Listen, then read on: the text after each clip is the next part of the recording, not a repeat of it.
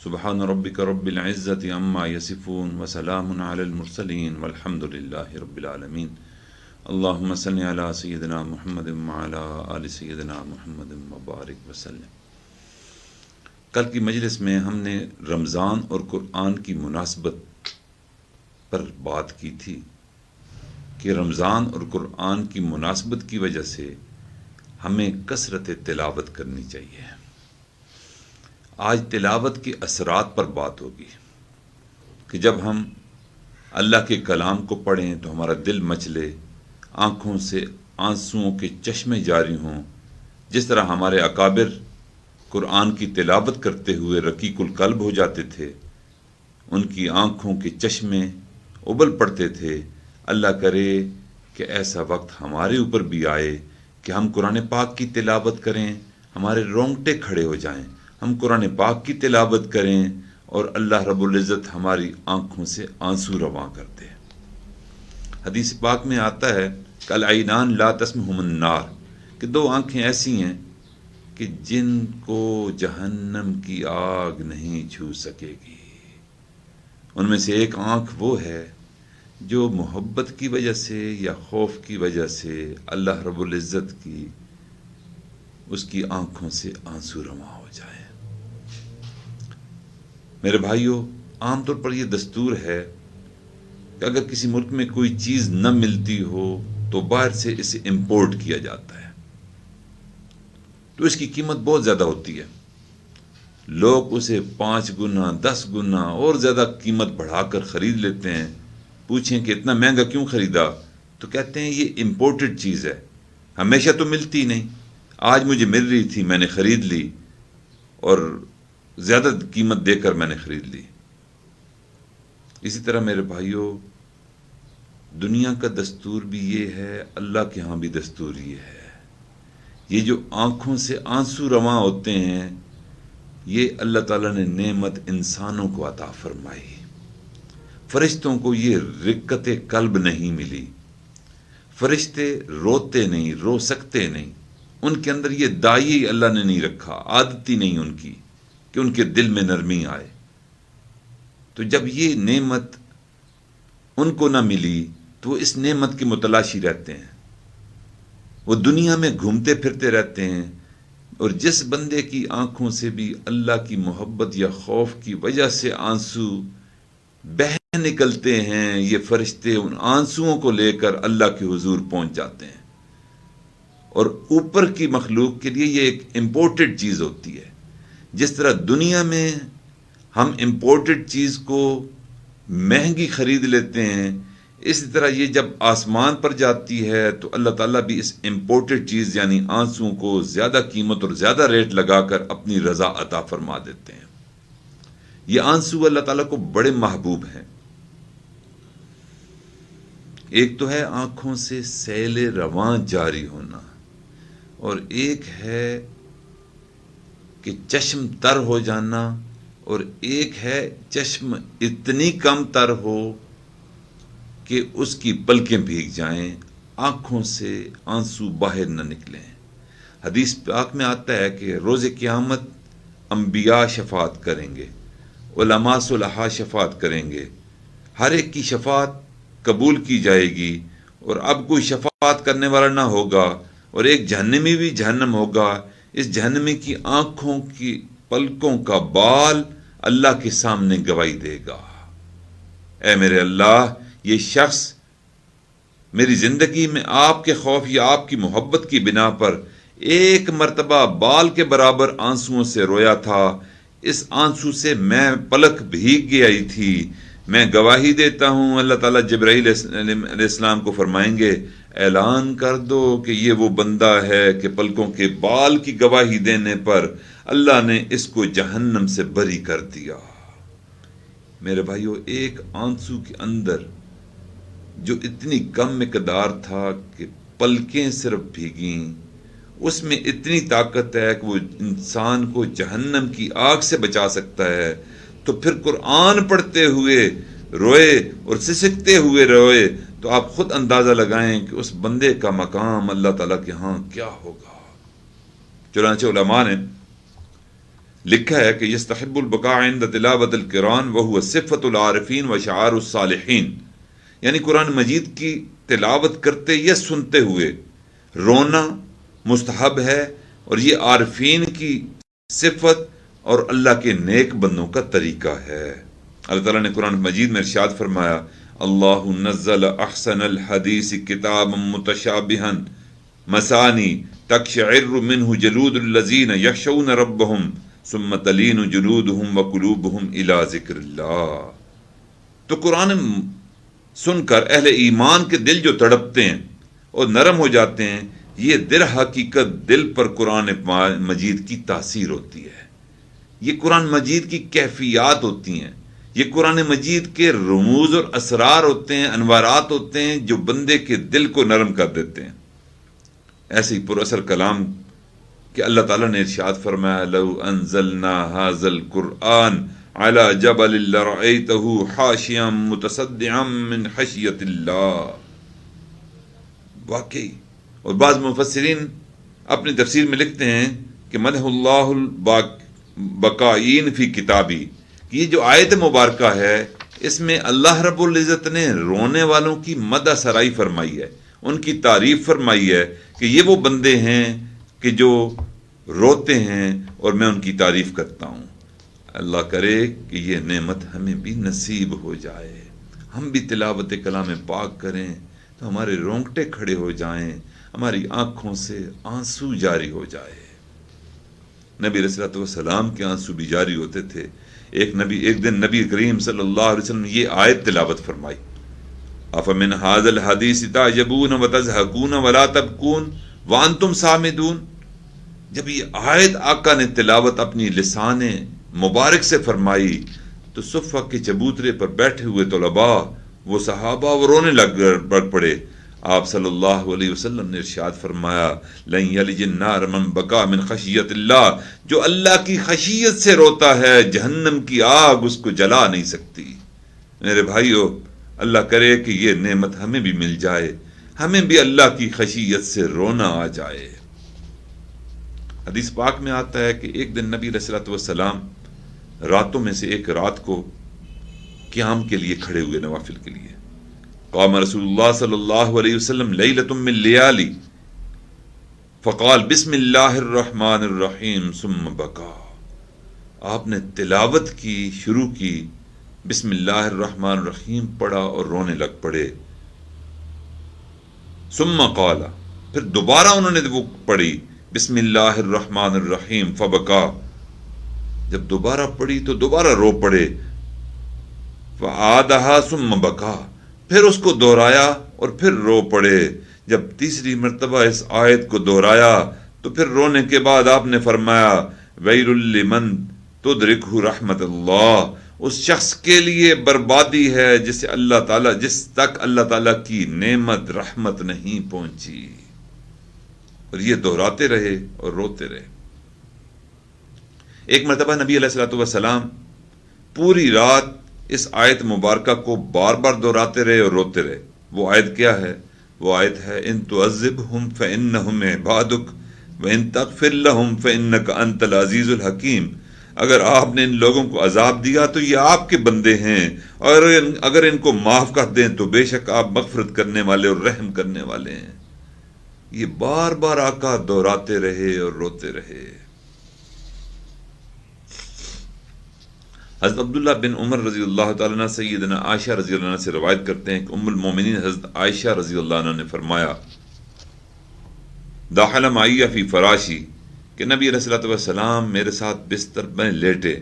ثم قال، لیٹنے کے بعد انہوں نے فرمایا، یا عائشہ اعذنی لی اتعبد ربی، کہ نبی علیہ السلام نے فرمایا کہ عائشہ مجھے اجازت دو کہ میں اپنے رب کی عبادت میں مشغول ہو جاؤں۔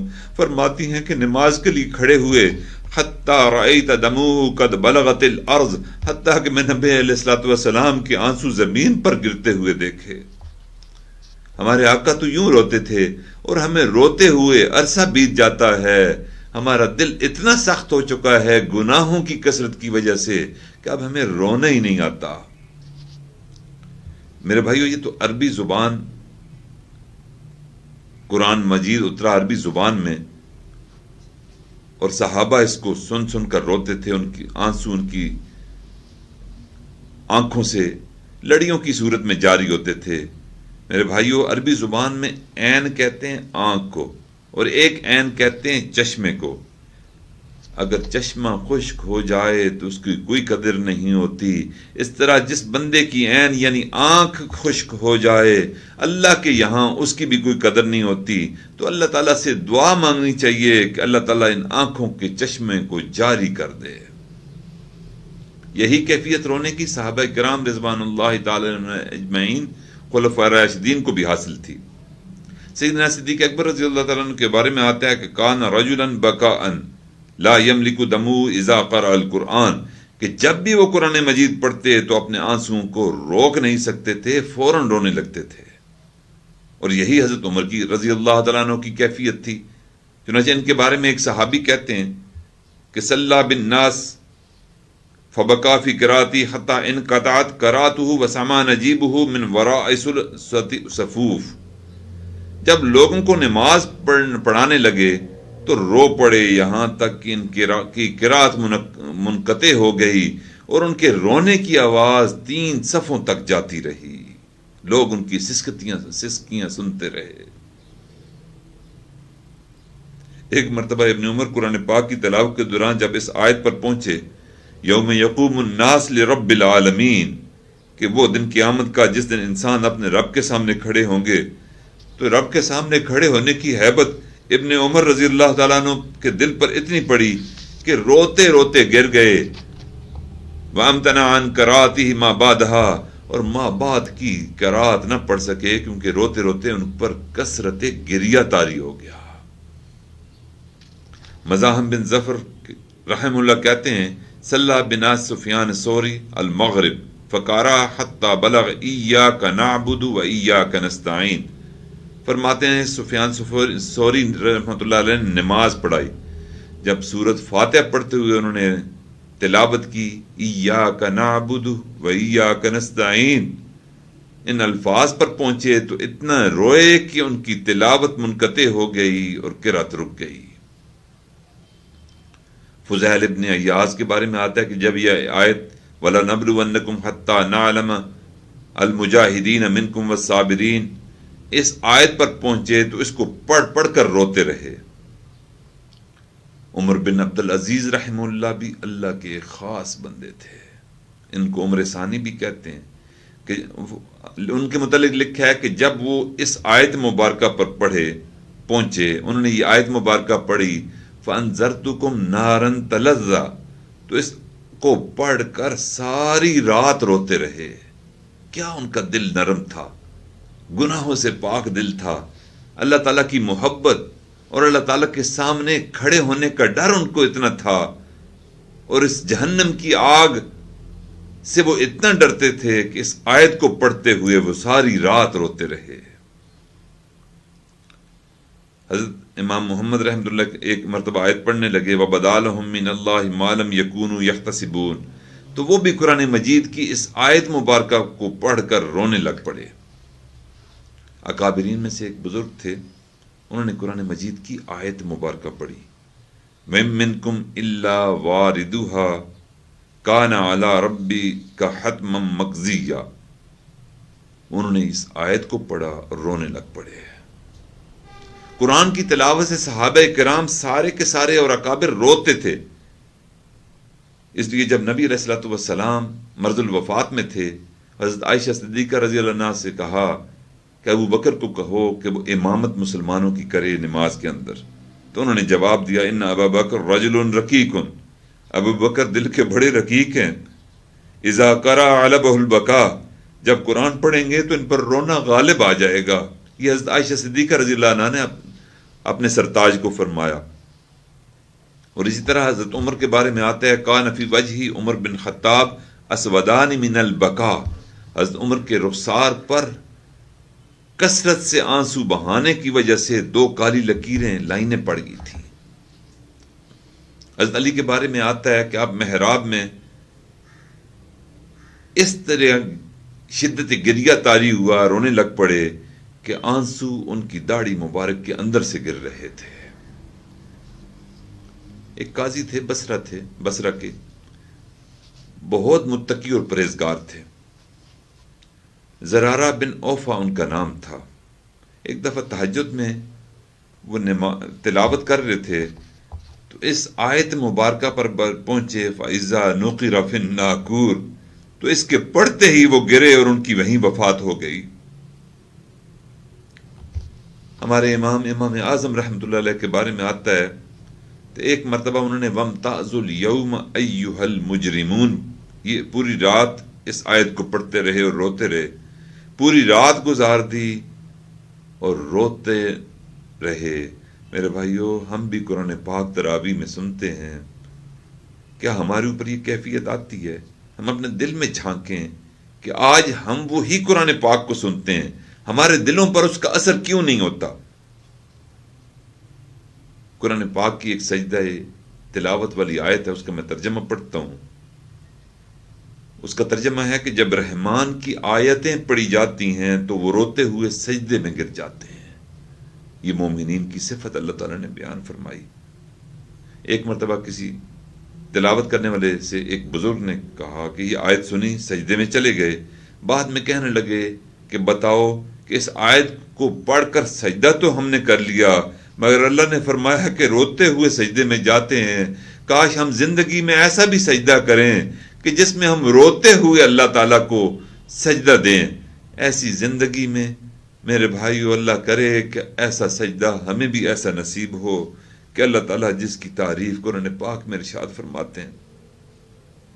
امام نبی رحمۃ اللہ نے ایک عجیب بات لکھی ہے، جو نہیں روتے ان کے بارے میں، من لم یبکی عند قراءۃ القرآن فیبکا علی فقدان البکاء فانہ اعظم المصائب، کہ جو بندہ قرآن کی تلاوت کے وقت اس پر گریہ طاری نہیں ہوتا، وہ روتا نہیں، تو اس کو اپنے نہ رونے پر رونا چاہیے، اس لیے کہ یہ بہت بڑی مصیبت ہے کہ بندے کو قرآن پڑھ کر رونا نہ آئے۔ میرے بھائیو، ہمارا دل کب نرم ہوگا، ہمارا دل کب گدگدائے گا، ہمارا دل کب تڑپے گا؟ یہ وہی قرآن تھا جو ہمارے بڑے پڑھ کر گئے، صحابہ پڑھ کر گئے، تابعین، تبع تابعین، مشائخ پڑھ کر گئے، انہوں نے سماعت کیا اور وہ روتے رہے۔ میرے بھائیو، اس رمضان میں ہم اپنا احتساب کریں کہ ہمارے دل کو رونا کیوں نہیں آ رہا۔ وجہ کیا ہے؟ وجہ یہ ہے، مثال دے کر عرض کروں گا کہ جو بندہ بھی نزلہ زکام کا مریض ہو، اس کو اگر خوشبو سونگھائی جائے تو وہ کہتا ہے خوشبو نہیں آئی مجھے۔ اس میں خوشبو کا کوئی قصور نہیں، بلکہ اس بیماری کا قصور ہے۔ میرے بھائیوں، ہمارے دل کے اندر بھی گناہوں کی کثرت کی وجہ سے سختی آ گئی ہے۔ نبی علیہ السلام نے ارشاد فرمایا کہ جب بندہ کوئی گناہ کرتا ہے تو اس کے دل پر ایک نقطہ لگ جاتا ہے، اگر وہ توبہ کرتا ہے تو وہ نقطہ مٹا دیا جاتا ہے، اگر توبہ نہیں کرتا تو نقطہ لگتے لگتے ایک وقت آتا ہے کہ اس کا دل سیاہ ہو جاتا ہے۔ میرے بھائیو، اگر قرآن کی وجہ سے ہمیں رقت نہیں آ رہی تو پھر یہ بات پکی ہے کہ ہمارا دل پاکیزہ نہیں رہا۔ اس دل کے اندر جھوٹ ہے، اس دل کے اندر نفسانی محبتیں ہیں۔ دائیں دیکھا وہ تصویر دل میں ڈال لی، بائیں دیکھا اس تصویر کو دل میں رکھ لیا، کبھی نیلی چیز کو دیکھا، کبھی پیلی چیز کو دیکھا، اور ہر ایک کے ساتھ جھوٹی اور نفسانی محبتیں دل میں پالتے رہے، تو پھر رب کی محبت ایسے دل میں کیسے آئے؟ اس لیے میرے بھائیوں، اللہ تعالیٰ ارشاد فرماتے ہیں کہ وَإِذَا تُلِيَتْ عَلَيْهِمْ آيَاتُهُ زَادَتْهُمْ إِيمَانًا، کہ جب ان کے سامنے قرآن پاک کی تلاوت کی جاتی ہے تو ان کے ایمان میں اضافہ ہو جاتا ہے۔ ہمارے بھائیوں، ایمان ہمارے میں اضافہ کیوں نہیں ہو رہا؟ وجہ یہی ہے، قرآن پاک کے بارے میں ایک ارشاد گرامی ہے کہ اللہ نے فرمایا کہ لا یمسہ الا المطہرون، کہ اس کو مس نہ کرو اگر تم پاک نہیں ہو، صرف پاکیزہ لوگ ہی اس کو مس کریں۔ تو میرے بھائیوں، مفسرین نے نکتہ لکھا ہے کہ ایک آدمی اگر ناپاک ہو، جنبی ہو، تو اپنے ہاتھ میں قرآن نہیں پڑھ سکتا، کیونکہ بلا غلاف پکڑنا اس کے لیے حرام ہے۔ قرآن مجید کو اس وقت تک ہاتھ نہیں لگا سکتا جب تک غسل نہ کرے۔ تو ظاہری بدن ناپاک ہو تو ظاہر قرآن کو ہاتھ نہیں لگا سکتا۔ اگر باطن داغدار ہو، باطن کے اندر گناہوں کی آلودگی ہو، تو اس کے اسرار رموز ایسے عاصی بندے کو نہیں مل سکتے۔ اس لیے میرے بھائیوں، آج اس رمضان میں ہم عہد کریں کہ ہم انشاءاللہ اپنے دل کو پاکیزہ کریں گے تاکہ دل کے اندر کیفیات بن سکیں۔ اور یہ قرآن پاک، اس کے علوم و معارف اسی وقت سمجھ آئیں گے جب ہمیں یہ کیفیت نہ ہوگی کہ قرآن پاک ہمارے دل پر اتر رہا ہے۔ تو شاعر بھی کہتا ہے کہ اگر یہ کیفیت تمہیں یہ نصیب نہیں کہ تم یہ نہیں سمجھتے کہ قرآن پاک میرے لیے نہیں اترا، میرے قلب پر نہیں اترا، تو پھر یہ کیفیت ہوگی کہ تیرے ضمیر پہ جب تک نہ ہو نزول کتاب، تیرے ضمیر پر جب تک نہ ہو نزول کتاب، گرا کشا ہے نہ رازی نہ صاحب کشاف۔ کہ تفسیر امام رازی ہو، تفسیر کبیر ہو، تفسیر کشاف ہو، یہ سب اس وقت تک تمہاری دل کی گرہیں نہیں کھول سکتے، دل کو نرم نہیں کر سکتی، اعمال پر راغب نہیں کر سکتی، جب تک یہ کیفیت نہ بن جائے کہ یہ قرآن پاک اترا ہی میرے لیے اور میرے ضمیر پر اور میرے دل پر اترا ہے۔ اس لیے کہنے والے نے کہا کہ یہ بات کسی کو نہ معلوم کہ مومن قاری نظر آتا ہے، حقیقت میں ہے قرآن۔ اللہ تعالی ہمیں قرآن کی حقیقت کو سمجھنے کی کوشش کرنے کی، جدوجہد کرنے کی توفیق عطا فرمائے۔ اس رمضان کو ہم اپنے دل کو صاف کرنے کی جدوجہد کرنے کے لیے عزم کر لیں۔ اللہ سے دعا ہے کہ اللہ تعالی ہم سب کو پاکیزہ دل عطا فرمائے، رقیق دل، نرم دل عطا فرمائے، اور ہمارے جو آنکھوں کے چشمے ہیں اللہ تعالیٰ ان کو کبھی خشک نہ فرمائے اور ان کو جاری فرمائے۔ وآخر دعوانا الحمدللہ رب العالمین۔ دعا مانگ لیجیے۔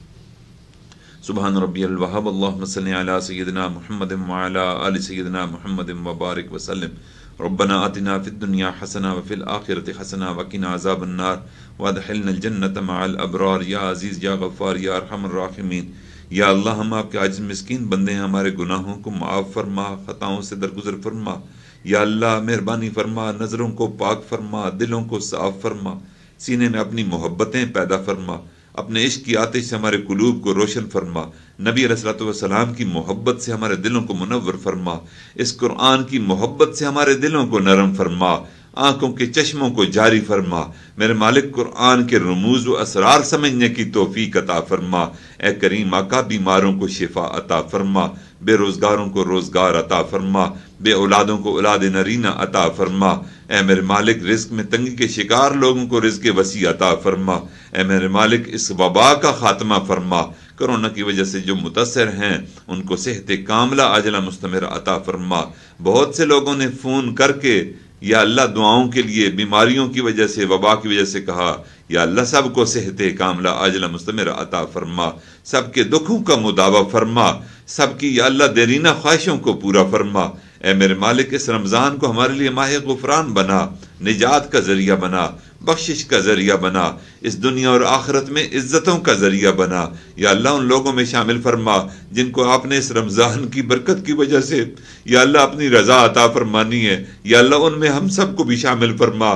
یا اللہ قرآن کی اسرار جن کو آپ نے عطا فرمانے ہیں، تلاوت کرام قرآن کی وجہ سے جن کو آپ نے رقت قلب عطا کرنی ہے، میرے مالک ہمیں بھی ان لوگوں میں شامل فرما دیجئے۔ یا اللہ جن لوگوں کو اپنا اپنا قرب عطا فرمانا ہے اس تلاوت کی وجہ سے، یا اللہ ان لوگوں میں ہمیں بھی شامل فرما دیجئے۔ اے میرے مالک امت مسلمہ کی پریشانیوں کا خاتمہ فرما، کشمیر، فلسطین، برما، چچنیا، جہاں جہاں مسلمان مظلوم ہیں، یا اللہ سب کو آزادی کی نعمت سے سرفراز فرما۔ یا اللہ حرمین شریفین کی حاضری کی بادب حاضری کی توفیق عطا فرما، اس سفر کے لیے وسائل کا غیب سے بندوبست فرما۔ اے میرے مالک ہماری ان دعاؤں کو اپنی رحمت سے قبول و منظور فرما۔ یا اللہ ناموس رسالت کے یا اللہ آئین کو پاکستان میں مستحکم فرما۔ یا اللہ جو کوششیں کر رہے ہیں یا اللہ ان کی کوششوں کو برابر فرما، جو قربانیاں دے رہے ہیں ان کی قربانیوں کو قبول فرما، یا اللہ اس حکومت کو بھی حکمت اور بصیرت کے مناسب ناموس رسالت کے لیے فیصلے کرنے کی توفیق عطا فرما، جو مانگ سکے وہ بھی عطا فرما، جو مانگنے سے رہ گیا وہ بھی عطا فرما۔ ربنا تقبل منا انک انت السمیع العلیم وتب علینا انک انت التواب الرحیم، وصلی اللہ تعالی علی حبیبہ محمد وعلی آلہ وصحبہ اجمعین برحمتک